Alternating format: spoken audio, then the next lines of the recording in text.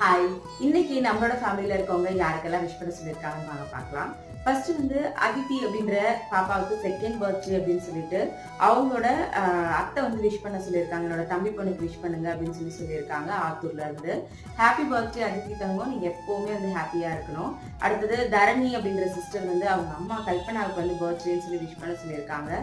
ஆக்சுவலா அந்த அம்மாவுக்கு நேத்து பர்த்டே. ஹாப்பி பர்த்டே கல்பனாமா, நீங்க எப்பவுமே வந்து ஹாப்பியா இருக்கணும். சாரி, நேத்து வந்து என்னால விஷ் பண்ண முடியல. அடுத்தது கண்ணன் அப்படின்றவருக்கு பர்த்டேன்னு சொல்லிட்டு அவங்களோட ஒய்ஃப் தான் வந்து விஷ் பண்ண சொல்லியிருக்காங்க. ஹாப்பி பர்த்டே கண்ணன் பிரதர், நீங்க எப்பவுமே உங்க ஃபேமிலியோட ரொம்பவே ஹாப்பியா இருக்கணும்.